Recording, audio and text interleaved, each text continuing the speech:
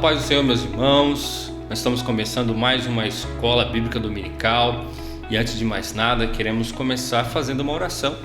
Então eu convido os irmãos a fechar os seus olhos e vamos orar nesse momento para que o Senhor venha nos abençoar nessa manhã, que nós possamos aprender sobre a preciosa palavra do Senhor. Senhor nosso Deus, nosso Pai, nós te damos graças. Pai, fica conosco, nos ajuda, nos orienta, nos direciona nessa manhã, Pai. Abençoa nossos professores, nossos alunos, todos que fazem parte, ó Deus, da escola dominical, que nós possamos aprender, meu Deus, possamos extrair conteúdos valiosos para nós, no nome de Jesus. É o que nós te pedimos e te agradecemos desde já. Amém. Que Deus te abençoe, meu irmão.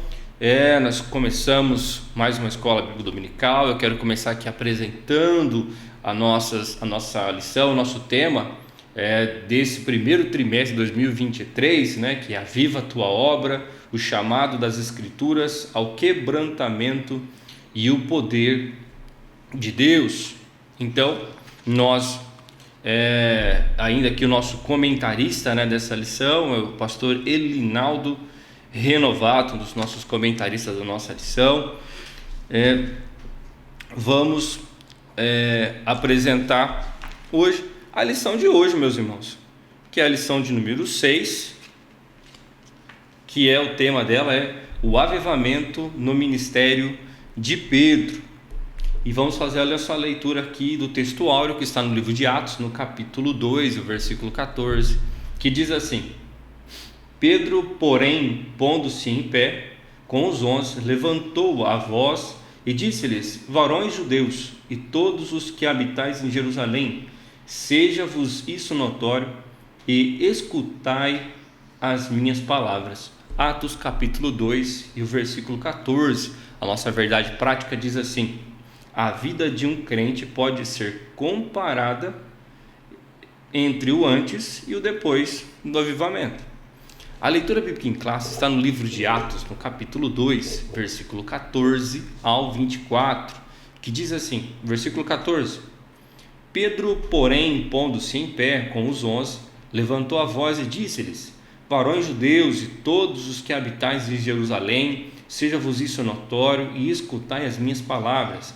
Estes homens não estão embriagados, como vós pensais, sendo essa a terceira hora do dia. Mas isso é o que foi dito pelo profeta Joel: e nos últimos dias acontecerá, diz Deus, que do meu espírito derramarei sobre toda a carne, e vossos filhos e vossas filhas profetizarão, e os vossos jovens terão visões, e os vossos velhos sonharão sonhos, e também do meu espírito derramarei sobre os meus servos e minhas servas naqueles dias, e profetizarão, e farei aparecer prodígios em cima no céu e sinais embaixo na terra, sangue, fogo e vapor de fumaça. O sol se converterá em trevas e a lua em sangue, antes de chegar o grande e glorioso dia do Senhor. E acontecerá que todo aquele que invocar o nome do Senhor será salvo.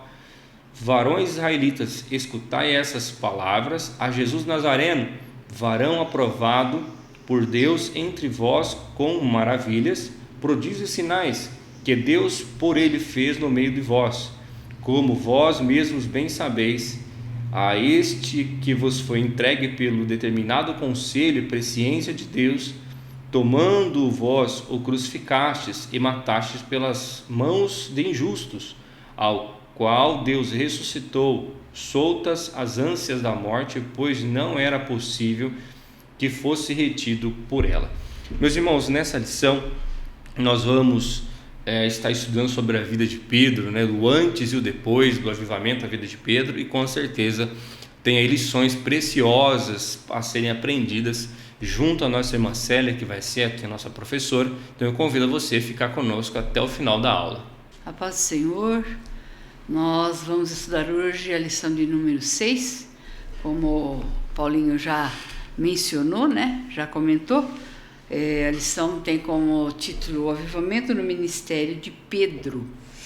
Eu vou ler aqui o texto áureo e a verdade prática, que diz o seguinte, né? Pedro, porém, pondo-se em pé com os 11, levantou a voz e disse-lhes: varões judeus e todos os que habitais em Jerusalém, Seja-vos isto notório e escutai as minhas palavras. Atos 2:14. Verdade prática também diz que a vida de um crente pode ser comparada entre o antes e o depois de um avivamento. Paulo Ferraz já tinha lido, né, sobre o textuário e a verdade prática. Nós estamos estudando nesse trimestre essa lição aqui, né, que diz: aviva a tua obra, o chamado das Escrituras ao quebrantamento e ao poder de Deus. Nós estamos vivendo num tempo de necessidade de avivamento para a vida do cristão, né? Um avivamento segundo a Bíblia, o que significa avivamento segundo a Bíblia? É o ato de tornar-se mais ativo, né? Mais animado, mais intenso, mais despertado, mais renovado. Isso que significa avivamento. Faz uma análise aí, né? Você que está me assistindo, faz uma análise se você está ou não avivado. Quem está avivado tem prazer em ler as Escrituras. Quem está avivado tem prazer em orar, em interceder. Quem está avivado tem prazer em vir à casa do Senhor, né? O que será que está faltando na sua vida para este avivamento? Nas lições anteriores, nós já estudamos sobre o avivamento. A primeira parte que nós estudamos, na primeira lição que nós estudamos, o título era o avivamento espiritual, que dá um panorama sobre o avivamento, explicando o que é o avivamento e tudo mais, né? No segundo, nós estudamos o avivamento no Antigo Testamento.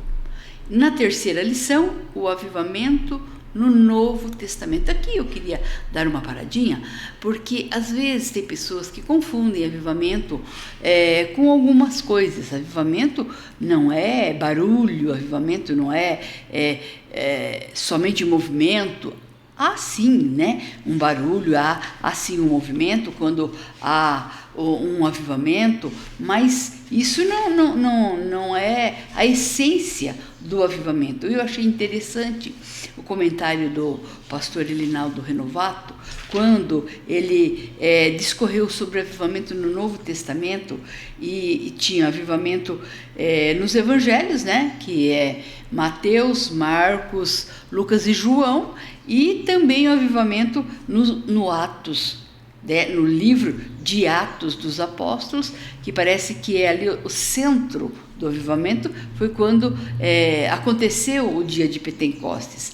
Mas ele comenta também o avivamento nas epístolas, que é 1º e 2º Coríntios, Gálatas, são livros escritos por Paulo, por Pedro, João, e ali diz o seguinte, que as epístolas, ele comentou, achei muito interessante, as epístolas universais apresentam 8 documentos, aparentemente sem perspectivas avivalistas. Elas revelam princípios que dão suporte à verdadeira vida cristã. Esses princípios apontam para uma vida cristã avivada. Isso quer dizer que nas epístolas, né, não tem assim, não aparece uma perspectiva de avivamento, mas que no dia a dia, na vida cristã, se percebe que é uma vida avivada. É isso que nós queremos fazer você, que já sabe o que é avivamento, relembrar. E você que ainda não sabe, aprender. Tá bem? Na quarta lição nós estudamos o ministério avivado de Jesus. Jesus é o nosso exemplo de maior avivamento, né? Na quinta lição, o avivamento na vida da igreja. E hoje, que nós estudamos a sexta lição, nós vamos estar estudando o avivamento no ministério de Pedro. Então, já vimos o que é avivamento, né? Agora eu quero falar para você o que é ministério. Ministério é uma missão. E segundo a Bíblia, ministério também é servir, é prestar auxílio, é prestar serviço. A pessoa Há pessoas que pensam que ministério é um cargo elevado, é você ser promovido. Eu me lembro de um fato que eu ouvi contar de um moço jovem. Ele foi consagrado a pastor. E aí todo mundo cumprimentando, parabenizando, e um irmão já bastante idoso, um irmão bastante experiente, estava lá na porta. Quando esse jovem pastor passou por ele, né? Ele disse: desceu, hein? Desceu. Então, ministério é descer, ministério é servir, ministério é prestar serviços, é prestar auxílio. Eu achei interessante, estudando essa lição, que a palavra ministério no grego significa uperetes. E o que é uperetes? Era a palavra grega que era designada àqueles que remam, né? Antigamente não existia essa modernidade de navios, grandes navios que tem motor, que tem uma tecnologia tremenda para ele se movimentar, ir de um lugar para o outro. O que existia eram os remadores. Então, ministério no grego quer dizer aquele que rema. E aonde que é que ele rema? Os remadores dos grandes navios da antiguidade, eles remavam lá embaixo, no último compartimento do navio, né? Eles faziam parte da tripulação, mas muitas vezes ninguém nem os via, ninguém sabia o seu nome, como diz aquele hino, né? Anônimos, né? Não sabiam nem onde moravam, seus nomes não iam ao outdoor, mas eram eles que movimentavam o navio. Então, é muito importante a gente estudar, sim, sobre o ministério de Pedro. Quando nós estudamos sobre Pedro, logo nos vem a imagem, a figura de um homem rude, não é? De um homem impulsivo, de caráter volúvel e indisciplinado. Conforme comenta o pastor Elinaldo Renovato, que é o comentarista da lição, logo aqui na introdução, no plano de aula, né? Ele diz sobre como era Pedro antes do dia do Pentecostes. Antes do dia do Pentecostes, os evangelhos revelam características de um homem impulsivo, de caráter volúvel e indisciplinado. Se a gente falar essas características, olha, um dos discípulos de Jesus tinha essas características. Ele era impulsivo, volúvel e indisciplinado. Todos nós vamos dizer Pedro, né? Porque Pedro tinha um temperamento muito forte. Após reencontrar o Senhor ressuscitado e receber a missão de apacentar as suas ovelhas, Pedro assume papel proeminente na liderança da igreja primitiva. Mas para o exercício pleno de seu ministério, bem como de todos os demais discípulos de Cristo, faltava-lhe experimentar o revestimento do poder do alto. Esse poder transformador capacitou o apóstolo não apenas a operar milagres, nós vamos ver ao longo da lição vários milagres que Pedro operou, né? Que Jesus usou Pedro, foi um instrumento para a operação de milagres, não apenas operar milagres, como também a testemunhar a fé em Jesus por meio de uma mudança de caráter. Então, tudo isso é que faz esse revestimento do Espírito Santo, né? Então, há um estudo muito antigo, remonta à Grécia Antiga, que todos nós temos 4 temperamentos. Eu creio que todo mundo aqui já ouviu falar sobre esses temperamentos, né? Que é o colérico, o sanguíneo, o fleumático e o melancólico. Os 2 primeiros, eles são extrovertidos e os 2 últimos, eles são introvertidos. Não vamos aqui detalhar todos os temperamentos, porque não é esse o nosso objetivo da lição, né? Mas eu quero focar somente em um que eu creio que é o temperamento de Pedro, né? Colérico é aquele que tem um temperamento cheio de energia. Ele não mede esforços para conseguir o que quer, né? Ele possui um grande senso de justiça. Ele quer fazer, ele é bastante justo, tremendamente justo. Mas também é uma pessoa que perde o controle. E ele é chamado de pavio curto, né? Será que você se identifica com isso? Será que você tem sofrido com isso? Será que você tem vontade de mudar? Então fique aí ouvindo esta lição, aprendendo como você pode fazer para mudar, não digo mudar, porque são temperamentos que nascem com a gente, mas que você pode dominar, né? Creio que esse temperamento era o temperamento de Pedro, né? A gente viu em várias ocasiões ele agindo dessa forma, né? A lição, ela possui 3 tópicos, vamos então entrar na lição. Diz aqui, um tópico, Pedro antes do Pentecoste, e cada tópico tem os seus subtópicos. O segundo tópico é Pedro após o Pentecostes, e depois nós vamos estar discorrendo sobre a igreja de hoje e o avivamento do Pentecoste, né? Antes de entrarmos nos 2 subtópicos, que são as 2 atitudes de Pedro, e Pedro nega Jesus 3 vezes, eu quero falar um pouco de quem era Pedro durante o ministério de Jesus, né? Pedro, ele sempre encabeça a lista dos discípulos de Jesus, não porque ele foi o primeiro chamado, mas porque Pedro era aquele que estava sempre disposto a resolver tudo, né? Ele sempre tomava a frente, era ele que procurava ser o primeiro a tomar as decisões, né? E Pedro tornou-se o líder entre os discípulos. E nós temos o hábito de dizer aquela frase, né? Pedro, Tiago e João. Quando a gente vai para uma oração que tem poucas pessoas, a gente pergunta quem estava na oração. É Pedro, Tiago e João. Isso quer dizer que são aquelas pessoas que estavam sempre presentes. Aquelas pessoas que estão sempre ali na linha de frente, né?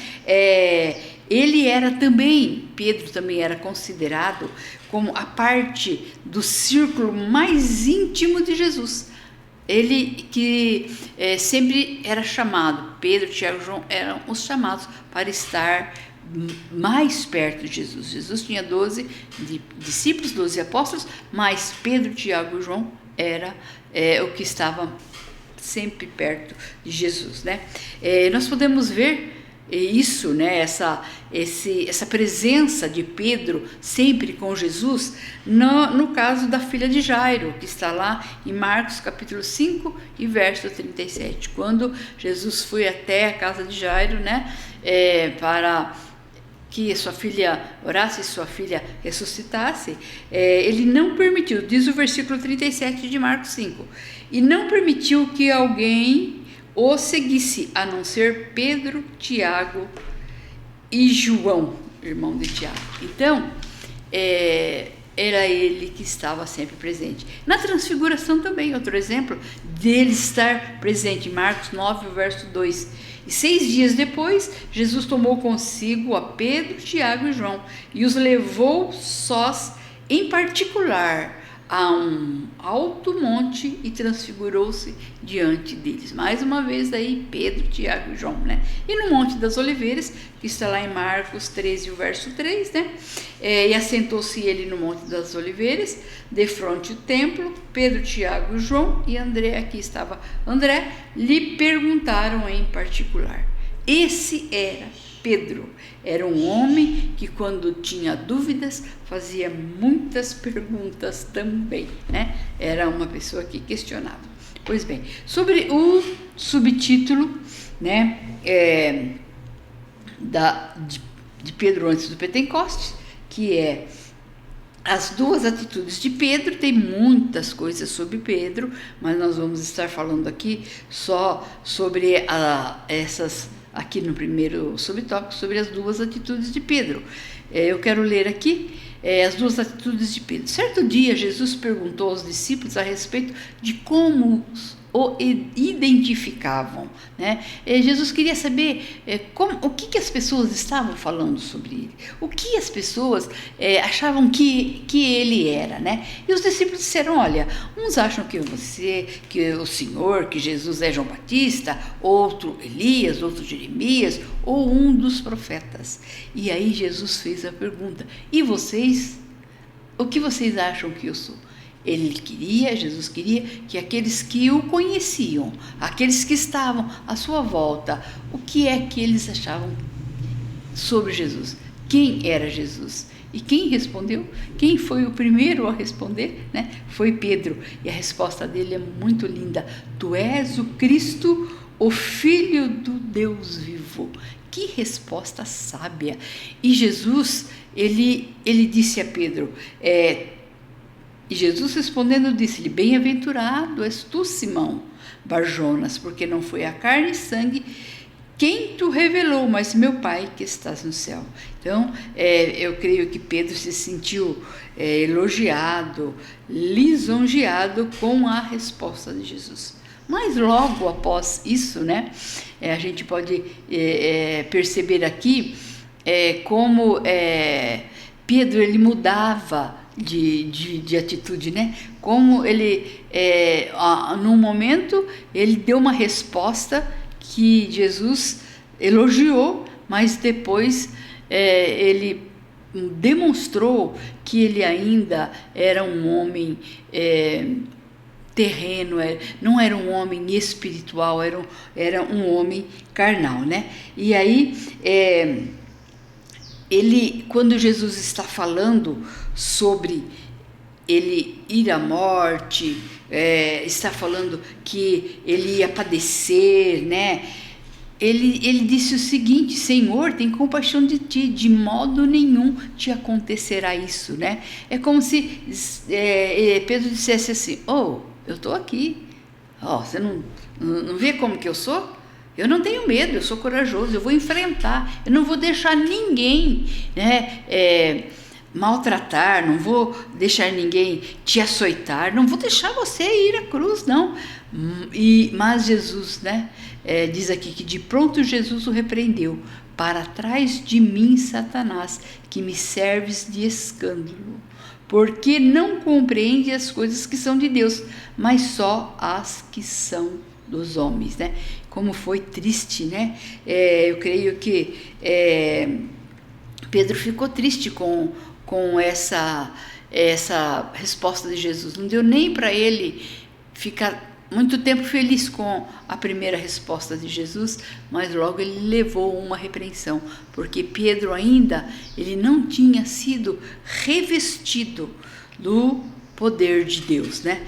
E o que nos faz controlar esse temperamento, eu vou depois discorrer aqui, não são as nossas próprias forças, não é pelo nosso próprio querer, mas é o Espírito Santo, né? Então aqui nós vemos um Pedro carnal, terreno, não entendendo as coisas espirituais. Atitude essa atribuída pelo próprio Jesus, né? E Jesus atribuiu que essa atitude vinha do diabo: para trás de mim, Satanás. E sobre Pedro antes do Pentecoste, nós não podemos deixar de falar sobre que Pedro negou a Jesus 3 vezes, né? Um homem tão impetuoso, um homem tão corajoso, um homem que você dizia: esse é leal, é fiel, esse nunca, né? Será que a gente já não teve decepções assim? E você nunca esperar de uma pessoa uma atitude dessa forma, né? Mas nós somos seres humanos e por isso nós precisamos estar dominados pelo Espírito Santo. Então é interessante, né, que nessas 3 vezes que Pedro negou a Jesus, na primeira vez que ele negou a Jesus, ele negou a Jesus diante de uma jovem empregada, de uma criada. Não foi diante de um tribunal. Ele não estava ali diante de juízes, né? Não, ele estava diante apenas de uma criada. E ele disse: não sei o que dizes. Olha que triste, né? Saber que nem conhecia a Jesus. E a gente vai observando que conforme Pedro vai sendo questionado, ele vai aumentando o tom. Na segunda vez que ele negou a Jesus, ele estava novamente diante de uma criada. Aí a Bíblia diz que com juramento ele disse: não conheço tal homem. Jesus já tinha previsto, né? Jesus disse que antes que o galo cantasse, 3 vezes tu me negarás, né? Então, Jesus já sabia, e Jesus conhece a nossa estrutura. Não que ele queira que a gente faça isso, mas a gente vai aprendendo, né? Com o passar do tempo e deixando o Espírito Santo trabalhar na nossa vida. E pela terceira vez agora, diante de várias pessoas, ele só não com juramento, mas ele começa a praguejar. Olha, imagina, né? Pedro começa a praguejar e jurar dizendo: não conheço esse homem. É triste, né? Que decepção. Mas Jesus não desiste de ninguém. E quando ele ressuscita, né? Ele manda um recado para os discípulos e ele fala, né, para que ele ia para a Galileia, que era para avisar os discípulos e avisar a Pedro. Podemos dizer que a última experiência que Jesus teve com Pedro foi dele ter negado. E Jesus ressuscita, né? E aí Jesus fala o nome de Pedro. Jesus não desistiu de Pedro, né? Jesus não desiste de você. Jesus, ele continua insistindo para que você aprenda, para que você se torne uma pessoa avivada, para que você tenha ânimo de servi-lo com alegria. Então, terminando esse tópico, nós temos aqui o resumo, né, que é a sinopse do tópico 1, que diz: o Espírito Santo transformou o Pedro, até então, em espiritualmente fraco, em apóstolo do Evangelho de Cristo. Que lindo, né? A transformação, quando ela se dá através do Espírito Santo, é uma transformação completa e permanente, né? Pedro, após o Pentecoste. Aqui nós temos 3 também subtópicos, que são Pedro batizado no Espírito Santo, Pedro avivado em outras ocasiões, no segundo é Pedro e a cura do coxo. É muito interessante isso, né? Eu quero ler aqui que, após ser batizado no Espírito Santo, Pedro tornou-se outro homem. Devido ao espanto das pessoas diante daquele fenômeno espiritual, o apóstolo dos judeus levantou a voz e com eloquência falou a respeito da promessa de Deus proferida pelo profeta Joel: do meu espírito derramarei sobre toda a carne. Nós podemos observar aqui em Atos 2:18 que quando as pessoas chegaram ali admiradas com aquele barulho, com o que estava acontecendo, com falar nas próprias línguas, né? E nós temos entendido, estudiosos têm dito que eles falavam e eles entendiam em outras línguas, né? Diz aqui no 2:14 que diz: Pedro, porém, pondo-se em pé com os 11, levantou a voz e disse-lhes: varões judeus e todos que habitais em Jerusalém, sejai-vos isto notório e escutai as minhas palavras. Observaram? Quem se levantou? Os 12. Mas quem levantou a sua voz? Foi Pedro. Então, aqui a gente já pode observar que Pedro se tornou uma outra pessoa, né? Quando eu estava estudando sobre os temperamentos, né, os estudiosos dizem que esse domínio, né, do nosso temperamento vem com o tempo, com as experiências, com a maturidade, né? A gente consegue dominar, mas não existe um trabalho tão efetivo quanto o trabalho do Espírito Santo. A mudança não vem ao longo do tempo, mas ela é realizada imediatamente. Quantos dias fazia que Pedro tinha negado a Jesus? Né? Tinha menos de 15 dias. Aí agora um novo Pedro se levanta, né? Nós vimos aqui sobre ele se destacar. Já se levantou e falou em nome de todos os discípulos e pregou a Jesus, e naquele dia quase 3.000 almas aceitaram a Jesus, né? O segundo subtópico diz aqui: Pedro e a cura do coxo. O avivamento na vida do Pedro não ocorreu só no dia de Pentecostes, né? Não foi somente uma emoção, não foi somente um momento. Avivamento, ele tem que nos acompanhar no nosso dia a dia. O avivamento não pode ocorrer somente quando nós estamos na igreja, quando tem um culto maravilhoso, uma palavra maravilhosa, ou quando nós estamos em festividades. O congresso da mocidade, o congresso dos adolescentes, o congresso do círculo de oração, uma bênção. E no dia a dia? E quando você vai para o seu trabalho, você é avivado? Você tem uma vida cristã verdadeira? Né? Como está o seu dia a dia? Avivamento não é apenas um momento. Existe, é necessário, vamos dizer assim, um reabastecimento, mas também há necessidade do dia a dia. Nós precisamos do dia a dia. Nós podemos ver aqui que logo Pedro se depara com um coxo na porta formosa, após, né, o dia de Pentecostes. Então, volta a rotina, volta à normalidade. E aí, Pedro está indo para onde? Para a oração.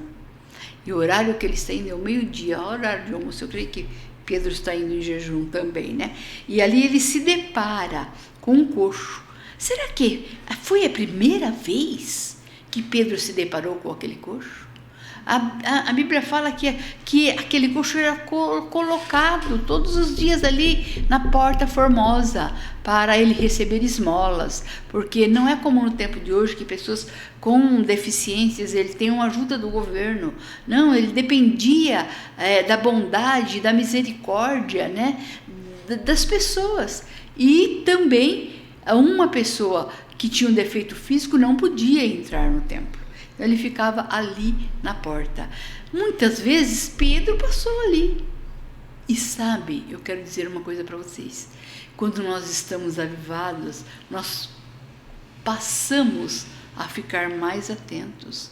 Nós observamos mais. E ali Pedro, né, após o dia do Pentecostes, ele está passando ali, e ali ele observa que ali tinha uma pessoa, né, que tinha um problema de saúde. E vocês conhecem quando ele diz assim, né, olha, para nós não temos prata, porque era Pedro e João que estava indo para o templo para orar, e nós não temos prata e nem ouro, mas o que eu tenho, isso eu te dou. Levanta e anda. E aquele homem se levantou e ele entrou no templo glorificando a Deus. Pedro, ele no terceiro subtópico, fala que Pedro é avivado em outras ocasiões. Em Atos 4:4 diz o seguinte, né, uma ocasião em que quase 5.000 almas ouviram e creram. Muitos, porém, Atos 4:4, muitos, porém, dos que ouviram a palavra creram, e chegou o número desses homens a quase 5.000. Aqui também em Atos 4:29-31, não foi apenas conversão, mas houve um mover do Espírito Santo, do mover de Deus ali. Agora, pois, ó Senhor, olha para as suas ameaças e concede aos teus servos que falem com toda a ousadia a tua palavra, enquanto estendes a mão para curar, e para que se façam sinais e prodígios pelo nome do teu santo Filho Jesus. E tendo eles orado, moveu-se o lugar em que estavam reunidos. O lugar tremeu, né? Tanto era o poder de Deus. E todos foram cheios do Espírito Santo e anunciavam com ousadia a palavra de Deus, né? Então, moveu-se o lugar em que estavam reunidos. E aqui fala também sobre Lida, uma cidade, né? Diz aqui, houve um grandioso avivamento quando Pedro ali chegou. Orou por um homem chamado Enéas, que estava paralítico há 8 anos. Enéas foi curado e por isso houve muitas conversões. E também diz aqui, por sua oração, pela oração de Pedro, Dorcas ressuscitou dos mortos em Jope. Então, o avivamento na vida de Pedro é notório, né? O Sinopse 2 diz que, o resumo diz que o avivamento do Espírito Santo na vida de Pedro foi notório em muitas ocasiões. Vamos parar um pouquinho para pensar? Será que as pessoas têm visto esse avivamento na nossa vida? Mas você pode me perguntar, mas irmã Célia, eu não estou pulando, gritando, falando alto, mas avivamento não é. Muitas vezes nós não suportamos e às vezes nós ficamos alegres, nos manifestamos, mas o avivamento é uma vida cristã verdadeira, como eu já disse. É no dia a dia, não é apenas num dia, é uma coisa que reflete no nosso dia a dia. O avivamento tem reflexo na sua vida. As pessoas podem dizer que você tem ousadia de falar de Jesus. As pessoas podem dizer que você é uma pessoa que a tua presença traz paz, alegria. Você é uma pessoa que busca conselhos na sua vida, né? Então, vamos meditar nisso. Eu quero ilustrar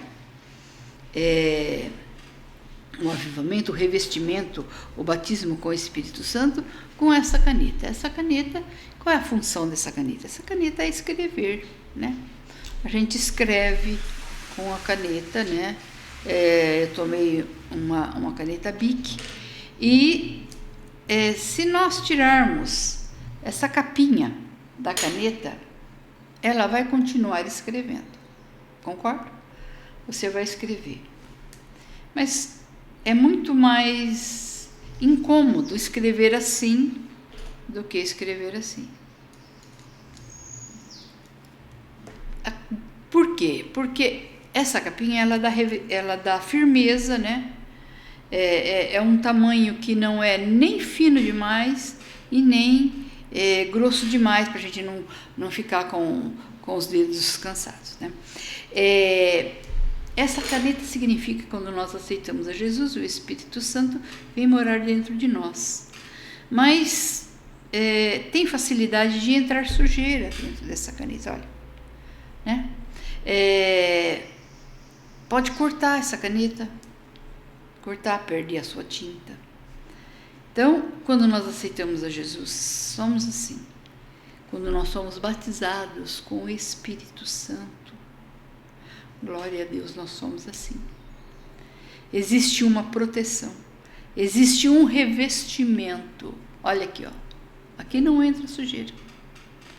Aqui é muito mais fácil de escrever, é muito mais confortável. A nossa cruz se torna muito mais leve. É difícil de quebrar, de cortar. Então, se você ainda não é batizado com o Espírito Santo, busque o revestimento, viu? Que aí você vai estar assim, ó, seguro, guardadinho, revestido pelo Espírito Santo. A igreja de hoje, o avivamento do Pentecoste é o nosso terceiro e último tópico. E esse tópico ele tem 3 subtópicos. Primeiro, a igreja atual e o Pentecostes. Segundo, tempos de multiplicação da iniquidade. E terceiro, a igreja será arrebatada. Nós já estudamos lá nas lições anteriores sobre os passos para um avivamento. E eu quero ler porque nós estamos vivendo num tempo de uma necessidade muito grande do avivamento. A Bíblia fala, né, lá em Apocalipse, que nós precisamos ter uma vida, não uma vida morna. Antes, diz assim, antes vocês estivessem frios, né? Porque se estiver mornos, eu os vomitarei da minha boca. É uma palavra difícil. Eu fiquei pensando, mas por que é preferível frio e não o morno? Porque o frio, ele fala assim, não, eu preciso me aquecer, né? Não estou bem. Agora o morno fala, tá tudo bem, eu estou mais ou menos, eu não estou quente, mas eu também não estou frio, tá tudo bem. Então o morno precisa se aquecer. Nós não podemos nos conformar em ter uma vida cristã rasa, ter uma vida cristã superficial. Mas aí você pode dizer, pelo amor de Deus, é muito difícil ter uma vida cristã ativa, ter uma vida cristã avivada. Não. É a melhor coisa do mundo, porque quem tem uma vida cristã avivada, uma vida de profundidade, é uma vida de comunhão com Deus. E não existe nada melhor nesse mundo do que nós termos comunhão com o nosso Criador. Termos comunhão com o Pai, o Filho e o Espírito Santo. Né? O Espírito Santo ele faz nos lembrar. Esses dias eu estava dizendo para as irmãs que eu estou dando trabalho para o Espírito Santo, porque eu já estou com meus 65 anos, né? E a minha origem italiana também faz com que a gente vai ficando um pouco esquecido, sabe? A idade vem chegando e o Espírito Santo tem que estar sempre atento, me lembrando. Outro dia estava em São Paulo, né? Comentei isso com as irmãs e 5 horas da manhã eu estava no sono profundo, acordei e aí o Espírito Santo me fez lembrar sobre o problema das irmãs que vinham orar. Nós tivemos alguns problemas aí com os fios da igreja, com porta e tudo, e aí saí avisando todo mundo, né, para que as irmãs não chegassem aqui, não perdessem a viagem. E em outras ocasiões também, assim, do nada, me lembro, o Espírito Santo me faz lembrar. Então, ter comunhão com Deus é coisa boa, né? Ele faz a gente se tornar mais paciente, mais tolerante. Essa comunhão com Deus, essa presença de Deus, essa vida de profundidade, essa vida cristã, não uma vida rasa, não uma vida superficial, faz com que a gente tenha o fruto do Espírito, que todo mundo sabe que é amor, que é o carro-chefe. Se você não tiver amor, você não tem os outros frutos do Espírito. Benignidade, né? Bondade, longanimidade, que faz aquele negócio que estica longe, você consegue segurar aquele negócio esticado por muito tempo, né? Paz, fé, alegria, mansidão e temperança. Então, é tão bom a gente ter comunhão com Deus. E nós estamos vivendo num tempo, aqui diz, né, que haveria uma grande falta de fé, olha aí, que é um dos frutos do Espírito, né? E ainda Jesus cita, né, quando vier, porém, o Filho do Homem, porventura, achará fé na terra? Num tempo como esse, a necessidade de um grande avivamento é imensa, como eu já disse. Nós estamos vivendo num tempo de necessidade de um avivamento. E nós estudando, ao longo desta lição, nós observamos os avivamentos que ocorreram, sempre ocorreram no meio de uma crise.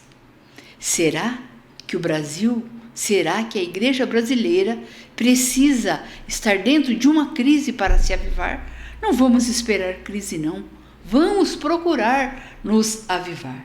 No segundo subtópico diz tempos de multiplicação de iniquidade, né? Deixa eu aqui falar uma coisa que eu tinha anotado. Quais são os passos para um avivamento? A lição número 1, no texto áureo, ele cita aqui, ó. E se meu povo, que se chama pelo meu nome, se humilhar e orar, e buscar a minha face, e se converter dos seus maus caminhos, então eu ouvirei dos céus e perdoarei os seus pecados e sararei a sua terra. Segundo Crônicas, segundo o livro de Crônicas, capítulo 7, versículo 14. Aqui está os passos para um avivamento. Primeiro, se humilhar, reconhecer que é um pecador, né? Reconhecer que nós não podemos nada. Orar e buscar a minha face. Essa buscar a minha face é uma oração que ela é insistente, ela é persistente. E também se converter dos seus maus caminhos se arrepender, tomar novas atitudes segundo a palavra de Deus. E o resultado sararei a sua terra. Aí ocorrerá um avivamento. O segundo subtópico, tempos de multiplicação da iniquidade, né? Jesus alertou aos seus discípulos para as principais características dos fins dos tempos. Será uma época marcada pela multiplicação da iniquidade e do esfriamento do amor. Aqui já tem outro fruto do Espírito, esfriamento do amor, né? Eu ouvi uma vez uma frase que dizia que avivamento não é alegria, avivamento é tristeza.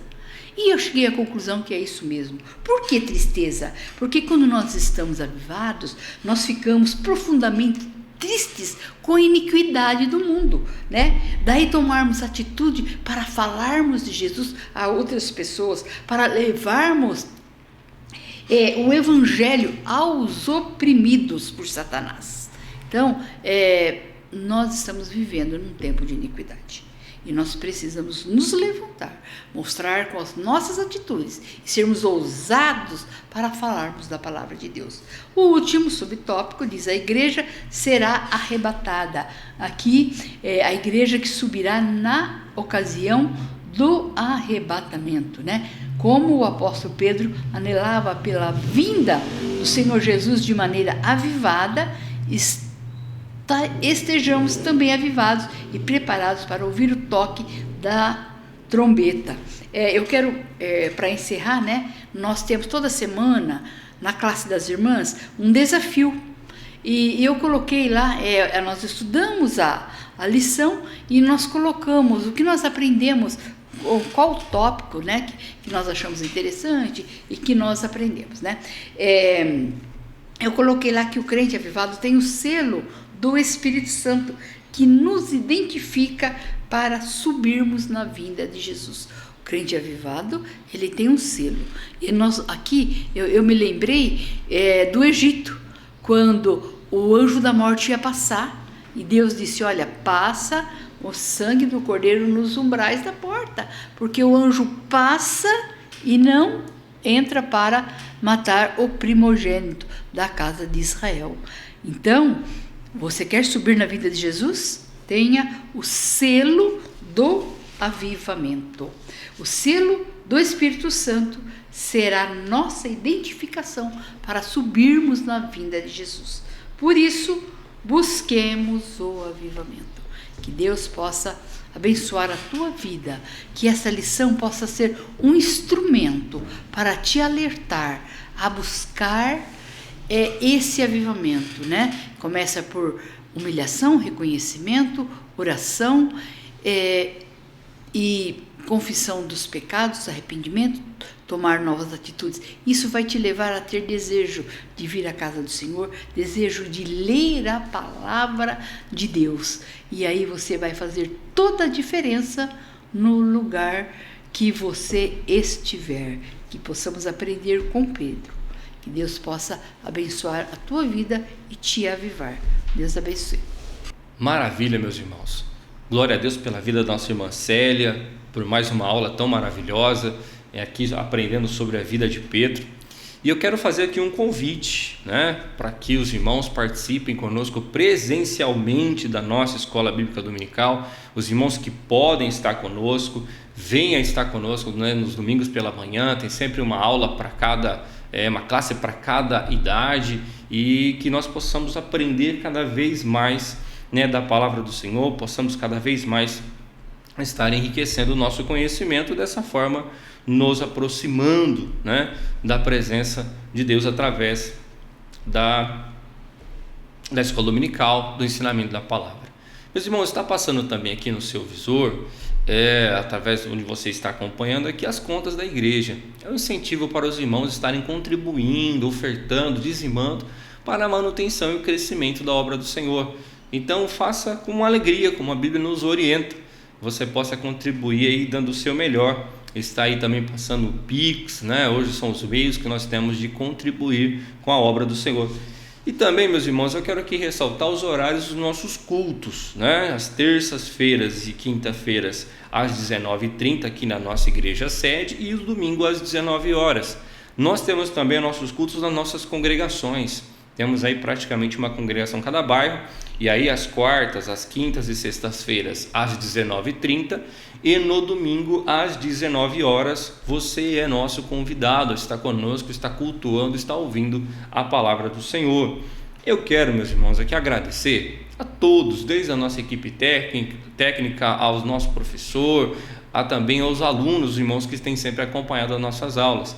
E eu quero, meus irmãos, aqui convidar para você fazer mais uma oração, e essa oração de agradecimento por aquilo que nós já aprendemos, e que Deus venha nos abençoar cada vez mais. Senhor, nosso Deus e nosso Pai, te damos graças. Senhor, te louvamos, te engrandecemos, que nós possamos aprender da sua palavra cada vez mais. Pai querido, abençoa todos que fazem parte desta grande obra, meu Pai, os nossos pastores, toda a nossa equipe, os professores, os nossos alunos, que nós possamos cada vez mais estar alicerçados em Ti. Fica conosco, Senhor, ainda nesse dia, nos abençoando, no nome de Jesus. É o que eu te peço e agradeço desde já. Que Deus te abençoe, meu irmão, e até a próxima aula.